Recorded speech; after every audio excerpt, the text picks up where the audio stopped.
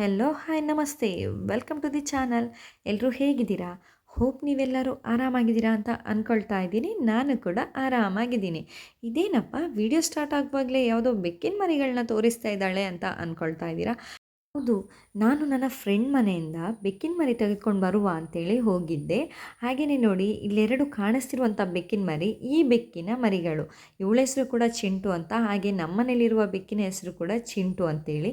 ನಮ್ಮ ಮನೆಯಲ್ಲಿರುವ ಚಿಂಟು ಗಂಡು ಬೆಕ್ಕು, ಹಾಗೆ ಅದು ಹೆಣ್ಣು ಬೆಕ್ಕು. ಸೊ ಬ್ರೀಡಿಂಗಿಗೆ ಅಂತೇಳಿ ತೆಗೆದುಕೊಂಡು ಬಂದು ಬಿಟ್ಟಿದ್ದರು. ಹಾಗೇ ನನ್ನ ಫ್ರೆಂಡ್ ಹತ್ರ ಹೇಳಿದ್ದೆ, ನನಗೆ ಒಂದು ಹೆಣ್ಣು ಬೆಕ್ಕಿನ ಮರಿ ಕೊಡಬೇಕು ಅಂತ. ಸರಿ ಆಯಿತು ಅಂತ ಹೇಳಿದರು. ಹಾಗೆ ಇವತ್ತು ನಾನು ಹೋಗಿ ಬೆಕ್ಕಿನ ಮರಿನ ತಗೊಂಡು ಬರಲಿಕ್ಕೆ ಹೋಗಿದ್ದೆ. ಹಾಗೆ ಮನೆಗೆ ತಂದ ಕೂಡಲೇ ನನ್ನ ಮಗಳಿಗೆ ಎಷ್ಟು ಖುಷಿಯಾಯಿತು ಅಂತ ಹೇಳಿದರೆ, ತುಂಬಾ ಖುಷಿಯಾಗಿತ್ತು ಅವಳಿಗೆ. ಹಾಗೆಯೇ ನಮ್ಮ ಮನೆ ಚಿಂಟು ನೋಡಿ ತಂದಂಥ ಬೆಕ್ಕಿನ ಮರಿನ ತುಂಬ ಆಶ್ಚರ್ಯವಾಗಿ ನೋಡ್ತಾ ಇದ್ದಾನೆ. ಇದ್ಯಾರಪ್ಪ ನಮ್ಮ ಮನೆಗೆ ಹೊಸ ಅತಿಥಿ ಬಂದಿರೋದು ಅಂತೇಳಿ. ಹಾಗೆಯೇ ಬಂದಿರುವಂಥ ಅತಿಥಿನ ಫ್ರೆಂಡ್ ಮಾಡ್ಕೊಳ್ಳುವ ಅಂತೇಳಿ ಕೂಡ ಪ್ರಯತ್ನ ಮಾಡ್ತಾ ಇದ್ದಾನೆ. ಆದರೆ ನಮ್ಮ ಚಿಂಟುಗಿಂತ ಜೋರು ಆ ಪುಟ್ಟ ಬೆಕ್ಕಿನ ಮರಿ ಆಗಿತ್ತು. ಆ ಬೆಕ್ಕಿನ ಮರಿಗೆ ನಾವು ಏನಂತ ನಾಮಕರಣ ಮಾಡಿದ್ದೀವಿ ಅಂತೇಳಿದರೆ ಮಿಂಟು ಅಂತೇಳಿ. ನಮ್ಮ ಮನೆಯಲ್ಲಿ ಒಂದು ಹೆಣ್ಣು ಬೆಕ್ಕು ಇತ್ತು, ಅದು ಒಂದು ಹಾವು ಹಿಡಿದು ಸತ್ತೋಯಿತು. ಅದರ ಹೆಸರು ಕೂಡ ಮಿಂಟು ಅಂತಲೇ ಆಗಿತ್ತು. ಸೊ ಅವಳ ನೆನಪಿಗಾಗಿ ಇವಳಿಗೆ ಕೂಡ ನಾವು ಮಿಂಟು ಅಂತಲೇ ಹೆಸರಿಟ್ಟಿದ್ದೇವೆ. ನೋಡಿ ನನ್ನ ಮಗಳು ಬೆಕ್ಕಿನ ಮರಿಯನ್ನು ಎಷ್ಟು ಚೆಂದ ಆಟ ಆಡಿಸ್ತಾ ಇದ್ದಾಳೆ ಅಂತ. ಅವಳಿಗಂತೂ ಸ್ವರ್ಗವೇ ಸಿಕ್ಕಿದಾಗೆ ಆಗಿದೆ. ಹಾಗೆ ನಮ್ಮ ಚಿಂಟು ಕೂಡ ನೋಡಿ ಭಯ ಪಡ್ತಾ ಇದ್ದಾನೆ ಅದರ ಹತ್ರ ಮಾತಾಡಲಿಕ್ಕೆ ಕೂಡ. ಯಾಕಂದರೆ ತುಂಬಾ ಪುಟ್ಟ ಮರಿಯಾಗಿದ್ಲು. ಆದರೆ ಅವಳನ್ನು ತೆಗೆದುಕೊಂಡು ಬಂದು ಈಗ ಆಲ್ಮೋಸ್ಟ್ 1 ತಿಂಗಳು ಜಾಸ್ತಿ ಆಗಿದೆ. ನೋಡಿ ಈಗ ಅವಳು ಎಷ್ಟು ದೊಡ್ಡವಳಾಗಿದ್ದಾಳೆ ಅಂತೇಳಿ. ನೋಡಿ ಇಲ್ಲಿ ಅವರಿಬ್ಬರು ಈಗಂತೂ ತುಂಬ ಕ್ಲೋಸ್ ಫ್ರೆಂಡ್ಸ್ ಆಗಿದ್ದಾರೆ. ಹಾಗೆಯೇ ನಮ್ಮ ಮಿಂಟು ಅಂತೂ ತುಂಬ ದೊಡ್ಡ ತರಲೆ ಕೂಡ ಆಗಿದ್ದಾಳೆ.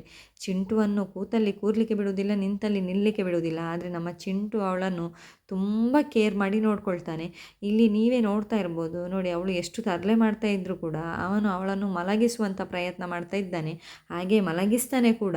ಹಾಗೆಯೇ ನಾವು ಹಾಸ್ಪಿಟಲ್ನಲ್ಲಿ ಇರುವಾಗ ಮಿಂಟು ಇದ್ದ ಕಾರಣ ಚಿಂಟುವಿಗೆ ಅಷ್ಟು ಬೋರ್ ಆಗಲಿಲ್ಲ. ಇಲ್ಲ ಒಬ್ಬನೇ ಮನೆಯೊಳಗೆ ಇರುವುದಂದರೆ ಅವನಿಗೆ ಕೂಡ ಬೋರ್ ಆಗ್ತದಲ್ಲ.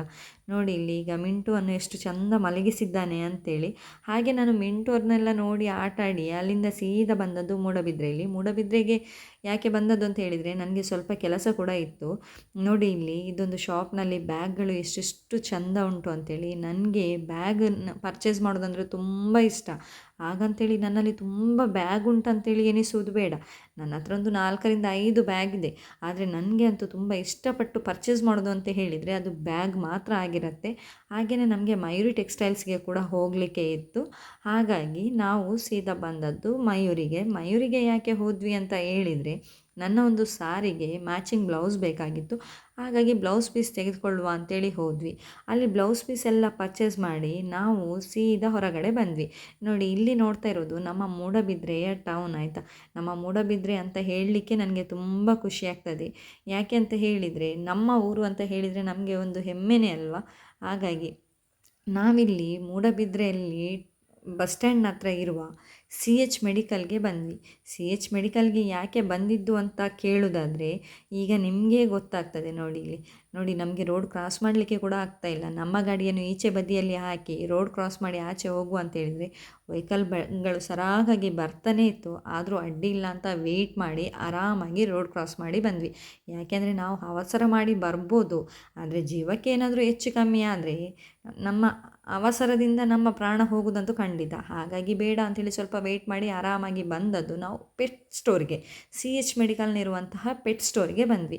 ಯಾಕೆ ಅಂತ ಹೇಳಿದರೆ, ನಮ್ಮ ಮನೆಯಲ್ಲಿ ಈಗ ಚಿಂಟು ಮಿಂಟು ಇಬ್ಬರಿರೋದ್ರಿಂದ ಇಬ್ಬರಿಗೂ ಸಪ್ರೇಟ್ ಫುಡ್ ಆಗಬೇಕು. ಹಾಗೆ ನಮ್ಮ ಮನೆಯಲ್ಲಿರುವ ನಾಯಿಗಳಿಗೂ ಕೂಡ ಬೇಕಾಗಿತ್ತು ಫುಡ್. ಹಾಗಾಗಿ ನಾವು ಸೀದಾ ಬಂದದ್ದು ಪೆಟ್ ಸ್ಟೋರಿಗೆ. ನೋಡಿ ಇಲ್ಲಿ ನಮ್ಮ ಪೆಟ್ಗಳಿಗೆ ಬೇಕಾದಂತಹ ಎಲ್ಲ ವಸ್ತುಗಳು ಕೂಡ ಇಲ್ಲಿಯೇ ಸಿಗ್ತದೆ.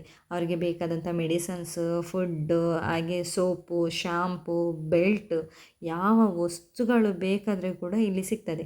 ಹಾಗೆ ನನ್ನ ಅಕ್ಕ ಕೂಡ ನನ್ನೊಟ್ಟಿಗೆ ಬಂದಿದ್ದರು. ನೋಡಿ ಇಲ್ಲಿ ನೀವೇ ನೋಡ್ತಾ ಇರ್ಬೋದು, ಪೆಟ್ಟಿಗೆ ಬೇಕಾದಂತಹ ಬಿಸ್ಕೆಟ್ಸ್ ಎಲ್ಲ ಸಮೇತ ಇಲ್ಲಿ ಸಿಗ್ತದೆ. ಹಾಗೆ ನಾನು ನಮ್ಮ ಚಿಂಟುವಿಗೆ ಬೇರೆ ಫುಡ್ಡು, ಮಿಂಟುವಿಗೆ ಬೇರೆ ಫುಡ್ಡು ತೆಗೆದುಕೊಳ್ತಾ ಇದ್ದೇನೆ. ನಾನು ಅವರಿಗೆ ಹಾಕೋದು ಮೀವು ಅವರ ಫುಡ್. ಆದರೆ ಚಿಂಟುವಿಗೆ 1 ಇಯರ್ ಪ್ಲಸ್ನ ಫುಡ್ಡು ಬೇಕಾಗ್ತದೆ. ಯಾಕಂದರೆ ಅವನಿಗೆ ಆಲ್ಮೋಸ್ಟ್ 2 ಇಯರ್ಸ್ ಆಗ್ತಾ ಬಂತು. ಬಟ್ ಮಿಂಟು ಇನ್ನೂ ಚಿಕ್ಕವಳಿರೋದ್ರಿಂದ ಅವಳಿಗೆ ಕಿಟನ್ ಫುಡ್ ಬೇಕು. ಹಾಗೆ ನಮ್ಮ ನಾಯಿಗೆ ಬೇಕಾದಂಥ ಫುಡ್ಡೆಲ್ಲ ತೆಗೆದುಕೊಂಡು ನಾವು ಬಂದದ್ದು ಕೃಷ್ಣನ ವೇಷ ಹಾಕಲಿಕ್ಕೆ ಡ್ರೆಸ್ಸು ಬೇಕಾಗಿತ್ತು. ಹಾಗಾಗಿ ಅದನ್ನು ಒಮ್ಮೆ ಸೆಲೆಕ್ಟ್ ಮಾಡಿ ಹೋಗುವ ಅಂತ ಬಂದಿದ್ದು.